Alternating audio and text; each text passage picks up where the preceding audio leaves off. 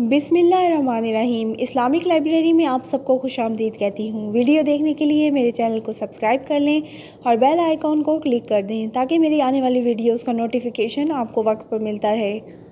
مفسرین بیان کرتے ہیں کہ لونڈیوں نے دریا میں بہتا ہوا صندوق نکال لیا لیکن اسے کھولنے کی جرأت نہ کی بلکہ اسے فرعون کی ملکہ آسیہ کے سامنے پیش کر دیا۔ بعض حضرات کی رائے یہ ہے کہ آسیہ علیہ السلام بنی اسرائیل ہی سے تعلق رکھتی تھیں اور حضرت موسیٰ علیہ السلام کے قبیلے میں سے تھیں۔ بعض کہتے ہیں کہ وہ آپ کی پھوپھی تھیں۔ حضرت آسیہ علیہ السلام کی عظمت اور مقام کے بارے میں روایات حضرت مریم علیہ السلام کے واقعے میں ذکر کی جائیں گی کیونکہ یہ دونوں خواتین جنت میں رسول اللہ صلی اللہ علیہ وآلہ وسلم کی ازواج مطہرات میں شامل ہوں گی۔ حضرت آسیہ علیہ السلام نے جب صندوق کھولا اور کپڑا ہٹایا تو موسیٰ علیہ السلام کا چہرہ انوار نبوت سے روشن نظر آیا۔ جب ان کی نظر آپ کے چہرے پر پڑی تو ان کے دل میں آپ کی شدید محبت پیدا ہو گئی۔ جب فرعون آیا تو بولا یہ کیا ہے اور اسے ذبح کر دینے کا حکم دے دیا۔ حضرت آسیہ علیہ السلام نے مزاحمت کرتے ہوئے فرمایا یہ تو میری اور تیری آنکھوں کی ٹھنڈک ہے۔ فرعون نے کہا تیرے لیے تو ہے میرے لیے نہیں، زبان کی کہی ہوئی بات حقیقت بن جایا کرتی ہے۔ آسیہ علیہ السلام نے کہا تھا بہت ممکن ہے یہ ہمیں کوئی فائدہ پہنچائے۔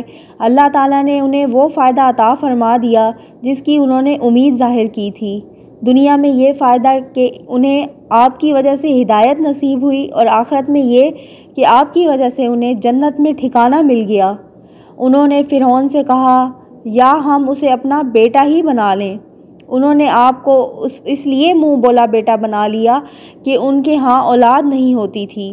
اللہ تعالیٰ نے فرمایا اور وہ لوگ انجام سے بے خبر تھے، انہیں معلوم نہ تھا کہ اللہ نے ان کے ہاتھوں موسیٰ علیہ السلام کو پانی سے نکلوا کر فرعون اور اس کی افواج کو تباہ کرنے کا بندوبست کر دیا ہے۔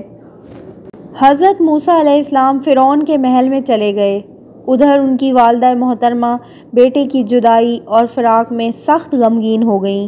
اس وقت اللہ تعالیٰ نے ان کی والدہ کو تسلی دی اور آپ کا بیٹا نہایت خوبصورت تدبیر سے لٹا دیا۔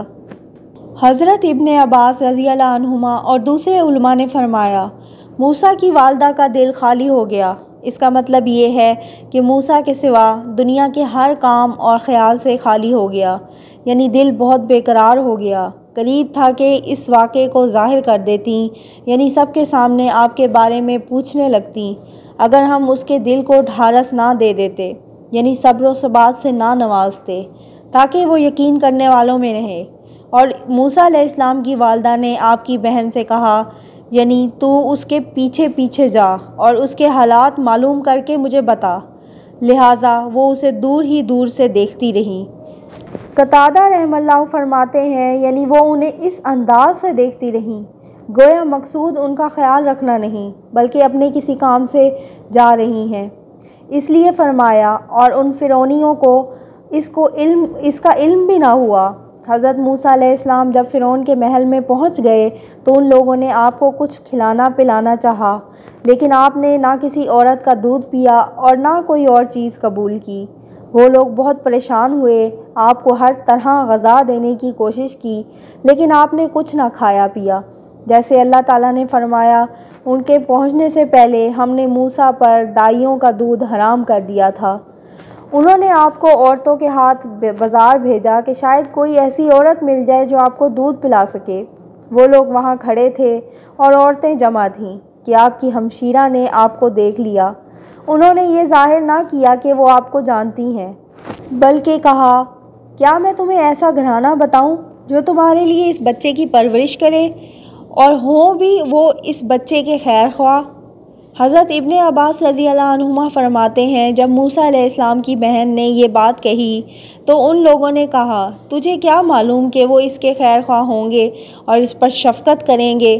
وہ بولیں وہ بادشاہ کو خوش کرنا چاہیں گے اور اس سے فائدے کی امید رکھیں گے۔ تب انہوں نے حضرت موسیٰ علیہ السلام کی بہن کو چھوڑ دیا اور ان کے ساتھ ان کے گھر گئے۔ آپ کی والدہ نے آپ کو اٹھا لیا اور آپ کو دودھ پلانا چاہا تو آپ فوراً دودھ پینے لگے۔ وہ لوگ بہت خوش ہوئے۔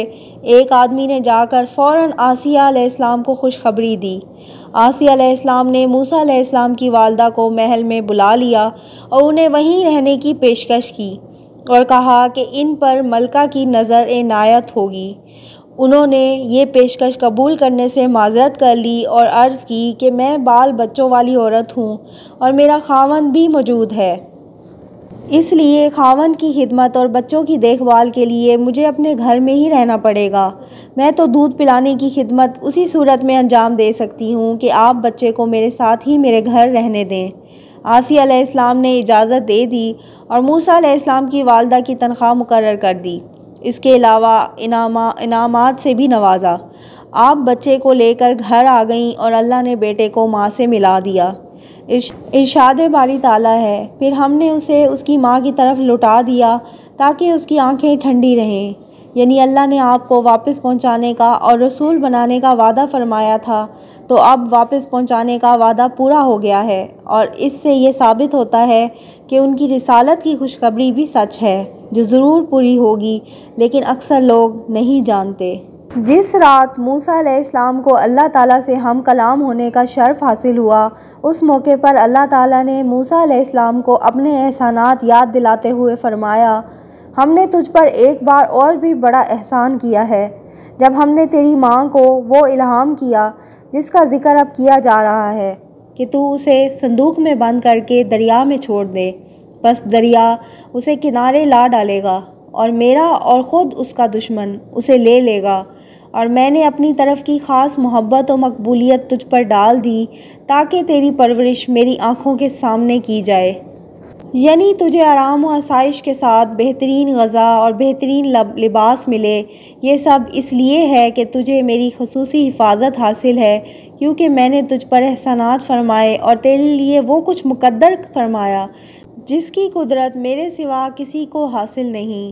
یہ تھی میری آج کی ویڈیو۔ اگر آپ کو میری ویڈیو اچھی لگتی ہے تو میرے چینل کو سبسکرائب کریں، میری ویڈیوز کو لائک کریں اور شیئر کریں۔ اللہ حافظ۔